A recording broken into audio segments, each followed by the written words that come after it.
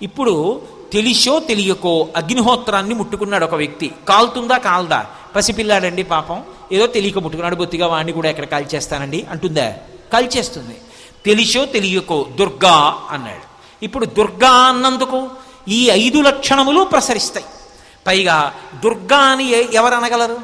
84 లక్షల జీవరాశులలో 83,99,999 ప్రాణులు పలకం. స్వరపేటిక ఉన్నటువంటి ప్రాణి మనుష్యుడొక్కడే. ఆయన ఒక్కడే భగవన్నామాన్ని పలకగలడు. అటువంటి భగవన్నామాన్ని పలకడానికి వీలైనటువంటి స్వరపేటికని పొంది ఉన్నటువంటి మనుష్యుడు భగవంతుడి యొక్క సమస్త అవతారములలో ఉన్నటువంటి గుణములు పర్యవసించేటటువంటి పరిపూర్ణమైన పరమాద్భుతమైనటువంటి దుర్గానామాన్ని పలకడానికి వెచ్చించకపోతే అమ్మ అద్భుతమైన అన్నాన్ని అక్కడ వండి పెట్టినప్పటికీ, కడుపులో ఆకలి ఉన్నప్పటికీ తిననివాడు ఎటువంటి వాడో అటువంటి వాడు అవుతాడు. ఈశ్వరుడిచ్చిన స్వరపేటిక ఉంది, అమ్మ అక్కడే కూర్చునుంది, వీడు దుర్గా అనడం ఎవరు ఉద్ధరించగలరు ఇంకా? కాబట్టి కేవలము దుర్గా అనేటటువంటి నామము అంత గొప్పది. ఆ తల్లి యొక్క అనుగ్రహం అంతా 9 అంకె చేత ప్రతిపాదింపబడుతుంటుంది లోకంలో. అందుకే ఆవిడ అవతార వైభవం కూడా నవదుర్గా విశేషంగా ఆవిష్కరింపబడుతుంటుంది. మనకి చూడండి, నవదుర్గలు అంటారు. అందుకే శైలపుత్రి మొట్టమొదటి స్వరూపం. అలాగే శైలపుత్రి, బ్రహ్మచారిణి, చంద్రఘంట, కూష్మాండ, స్కందమాత, కాత్యాయని, కాళరాత్రి, మహాగౌరి, సిద్ధిదాత్రి, ఈ 9 దుర్గ యొక్క నామాలు. ఇవి నవదుర్గా విశేషాలంటారు. ఈ నవదుర్గా విశేషాల గురించి మీరు కొంచెం జాగ్రత్తగా పరిశీలనం చేస్తే అమ్మవారి యొక్క వైభవముగా చెప్పబడినటువంటి ఏ విశేషమైనా కూడా ఈ 9లోకే వెళ్ళిపోతుంది. శైలపుత్రి అన్నాను అనుకోండి. శైలపుత్రి అంటే పర్వతరాజు యొక్క పుత్రి. అగజానన పద్మార్కం గజానన మహర్నిశం అనేకదం తం భక్తానాం ఏకదంతం ఉపాస్మహే. అగజానన పద్మార్క. అగజ అంటే గజ అంటే కదిలేది. అగ అంటే కదలనటువంటిది కొండ. ఆ కొండ యొక్క కుమార్తె పార్వతీదేవి. ఆమె యొక్క ముఖపద్మమునకు సూర్యుని వంటి వాడు కొడుకు విఘ్నేశ్వరుడు. అలా ఆ తల్లి కొండ యొక్క కుమార్తె. కొండకి కుమార్తెగా ఎందుకు వచ్చింది? పార్వతీదేవి వైభవం ఏమిటి అంటే పార్వతీదేవికి సంబంధించినటువంటి సమస్త విశేషములు దుర్గలలో మొదటి దుర్గా స్వరూపంలోకి పరివసిస్తాయి.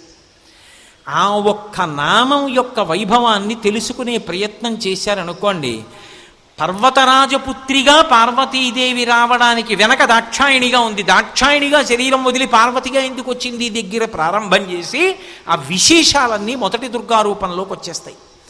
అలా నవదుర్గల గురించి తెలుసుకున్నంత మాత్రం చేత, స్మరించినంత మాత్రం చేత కొన్ని కోట్ల కోట్ల కోట్ల జన్మల నుంచి తెచ్చుకున్నటువంటి పశుత్వముతో కూడినటువంటి వాసన బలమంతా కూడా క్షయమైపోతుంది.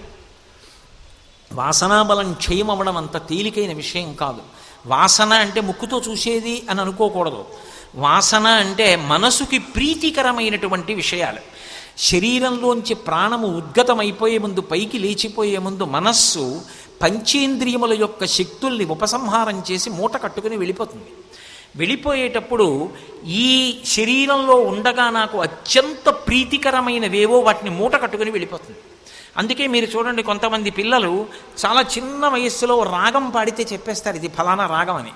అంటే గత జన్మలో గొప్ప ఉపాసన చేసినటువంటి సంగీత విద్వాంసుడు ఒక ఆయన చూడండి, భాగవతం ఓసారి ఇలా పద్యం చదువుతాడంతే వచ్చేస్తుంది. ఎందుకు వచ్చేసింది అంటే గత జన్మలలో భాగవతాన్ని అంత ప్రీతితో ఉపాసన చేశాడు. ఈ జన్మలో ఇలా చూడగానే వస్తుంది. ఎందుకంటే భాగవతం మీద అనురక్తి అందువల్ల వచ్చేసింది ఆయనకి. రామాయణం ఇలా ఒకసారి చూస్తాడు, రామాయణ శ్లోకాలు, రామకథ, రాముడు, ప్రీతి ఏమీ తెలియని వయస్సులో రాముల వారి మూర్తి వంక అలా చూస్తూ కూర్చుంటాడు. ఆ లలితాపరాభట్టారిక, కనకదుర్గమ్మ రూపాల వంక అలా చూస్తూ ఉంటాడు. గత జన్మ వాసన. ఇది దుర్వాసన అనుకోండి, ప్రమాదం. అందుకే కవల పిల్లలు పుట్టినా ఇద్దరి పిల్లల యొక్క అభిరుచి ఒక్కలా ఉండదు. ఒక్కొక్కరికి ఒక్కొక్క దాని యందు అనురక్తి ఉంటుంది. చెడు విషయముల యందు వాసనాబలం ఉందనుకోండి, దాన్ని పోగొట్టుకోవడం మాట అలా ఉంచి ఈ జన్మలో మళ్ళీ కొన్ని మూట కట్టుకుంటాడు. ఇప్పుడు ఈ వాసనాబలాన్ని తీయడం ఇద్దరి వలన మాత్రమే సాధ్యం. ఒకటి గురువు వలన పోతుంది, రెండు పరదేవత యొక్క అనుగ్రహం చేత పోతుంది. గురువు వలన ఎందుకు పోతుంది అంటే గురువు సత్పురుషుడు. సత్సంగత్వే నిస్సంగత్వం, నిస్సంగత్వే నిర్మోహత్వం, నిర్మోహత్వే నిశ్చలతత్వం, నిశ్చలతత్వే జీవన్ముక్తి అంటారు. రామకృష్ణ పరమహంస మాట్లాడుతూ ఓ మాట అంటారు, ఏనుగు తొండానికో లక్షణం ఉంటుందంటే ఏనుగుకి దానికి అలా నడిచి వెళ్ళిపోతూ ఎక్కడ ఏది కనపడినా తొండంతో పట్టుకుని కిందకి లాగుతూ ఉంటుంది. అలా వెళ్ళిపోతూ అరటి చెట్టు కనపడింది అనుకోండి, ఆకులు లాగుతుంది, గెల లాగుతుంది. నేను ఒక చోట ఓ పీఠంలో చూశా, ఏనుగు ఆడవాళ్ళు తలలో పువ్వులు పెట్టుకుని వెళ్ళిపోతుంటే వాళ్ళ కొప్పుల్లో పువ్వులు లాగుతుండే. దానికి అదో సరదా. ఆ తొండం ఉత్తినే ఉండదు, ఏదో ఒకటి కదులుతూ ఉంటుంది, ఏదో ఒకటి లాగుతూ ఉంటుంది, పీకుతూ ఉంటుంది. మావటి పక్కన ఉన్నాడు అనుకోండి, అది తొండం ఇలా పైకెత్తగానే అంకుశంతో ఇలా అన్నాడు అనుకోండి, దింపేస్తుంది. గురువుతో కలవడం ఏనుగు పక్కన మావటి ఉండడంతో సమానం. నిజానికి మావటి బలవంతుడా, ఏనుగు బలవంతుడా? ఏనుగు బలవంతుడాలా? ఏనుగే బలమైన ప్రాణి. కానీ ఏనుగు బలహీనమైన మావటికి లొంగిపోయినట్టు గురువుకి తాను వశవర్తి అయినటువంటి శిష్యుడు, నేను ఇలా చేస్తే గురువుగారి శిష్యుడిని అనిపించుకోవడానికి అర్హత ఉంటుందా? నేను చెయ్యొచ్చా? ఇలా లొంగిపోతాడు. ఏం చేద్దామన్నా గురువుగారి జ్ఞాపకానికి వస్తారు. అది ఎలా ఉంటుంది అంటే మావటి చేతిలో అంకుశంలా ఉండి తొండం దిగిపోయినట్టు దిగిపోతుంది. పూర్వజన్మ వాసనల్ని కడిగేస్తాడు గురువు. పరదేవత కడిగేస్తూ. అందుకే ఆవిడ జనన మరణ చక్రము నుంచి తన పాదము చేత పైకెత్తుతుంది. అందుకే శంకర భగవత్పాదులు ఆ తల్లి గురించి చెప్తూ, అవిద్యానామంతస్థిమిరమిహిరోద్వీపనగరీ జడానాం చైతన్య స్తబక మకరంద శృతిచరీ దరిద్రాణం చింతామణిగుణనిక జన్మజలధౌ నిమగ్నానాం దంష్ట్రా వరవిపు వరాహస్య భవతి అంటారు. ఆ తల్లి పాదం ఎటువంటిది అంటే సముద్రంలో మునిగిపోయినటువంటి భూమిని పైకెత్తిన ఆదివరాహమూర్తి యొక్క కోర ఎటువంటిదో, జనన మరణ సముద్రము నుండి మునిగిపోయినటువంటి జీవుణ్ణి పైకెత్తడంలో ఆవిడ పాదం అటువంటిది. ఆ తల్లి అది మాత్రమే ఇవ్వగలదు, ఇది మాత్రమే ఇవ్వగలదు అని నిర్ధారణ ఉండదు. దుర్గమ్మ కదా, దుర్గమ్మ అంటే ఏం చేస్తుందండి? దుర్గమ్మ అంటే రక్షణనిస్తుందా? దుర్గమ్మ అంటే మీరు ఇందాక చెప్పినవి అవే ఇస్తుందా అని అనుకోకండి. అందుకే పోతన గారంత గంభీరమైనటువంటి పద్యంతో ఆవిడ్ని ప్రార్థన చేశారు. అమ్మలగన్నయమ్మ ముగురమ్మల మూలపుటమ్మ చాలా పెద్దమ్మ సురారులమ్మ కడు పారడి బుచ్చినయమ్మ తన్ను లోనమ్మిన వెల్పుటమ్మల మనంబున ఉండెడి అమ్మ దుర్గమాయమ్మ కృపాబ్ధినిచ్యుత మహత్వ కవిత్వ పటుత్వ సంపదల్. మహత్వ అంటే ఓం, కవిత్వ ఐం, ఐశ్వర్యం, సంపదల్ మహత్వ, కవిత్వ పటుత్వ హ్రీం, సంపదల్ శ్రీం. ఓం ఐం హ్రీం శ్రీం అమ్మలగన్నయమ్మ ముగురమ్మల మూలపుటమ్మ శ్రీమాత్రే నమః. ఓం ఐం హ్రీం శ్రీం శ్రీమాత్రే నమః అన్న బీజాక్షరాలతో కూడుకున్న దాన్ని తెలుగు పద్యంగా మారిస్తే పోతన గారి చేతిలో ఆ పద్యంగా మారింది.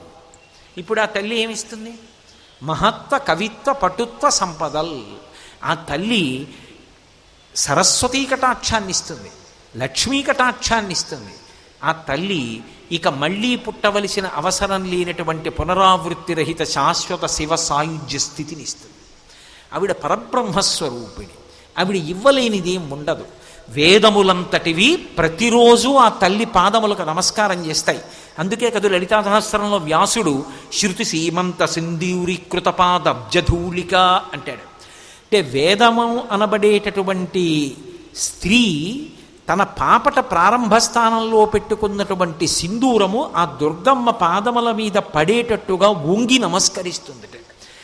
ఆమె యందు ముగ్గురమ్మల యొక్క శక్తి నిబిడీకృతమై ఉంటుంది. అందుకే మీరు చూడండి, శంకరాచార్యులు వారు సౌందర్యలహరి చేస్తూ ఒక మాట అంటారు, గిరామాహుర్దేవీం ద్రుహిణ గృహిణీం అగమవిదోహో హరేహే పత్నీం పద్మాం హరసహచరీ మద్రినిలయాం తురీయాకాపిత్వం అని దురధిగ నిస్సీమ మహిమ మహామాయా విశ్వం భ్రమయసి పరబ్రహ్మ మహిషి అంటారు. అది శంకర భగవత్పాదుల యొక్క మర్యాద. అంత గొప్ప తల్లైనా ఆమె కూడా వశపడి ఉండడాన్ని ఇష్టపడుతుంది. ఎవరికి వశపడాలి? సనాతన ధర్మంలో స్త్రీ భర్తకి వశపడి ఉండాలి, భర్తని అనుగమించాలి, వశవర్తి అయి ఉండాలి. కాబట్టి ఆమె కూడా ఎవరికి వశపడుతుంది అంటే పరమశివుడికి వశపడుతుంది. అందుకే మహామాయా విశ్వం భ్రమయసి పరబ్రహ్మ మహిషి. ఆ పరబ్రహ్మమైనటువంటి పరమశివుడున్నాడే, ఆయనకి వశపడి మహా ఇల్లాలై మహాపతివ్రత అయి ఉంటుంది ఆ తల్లి.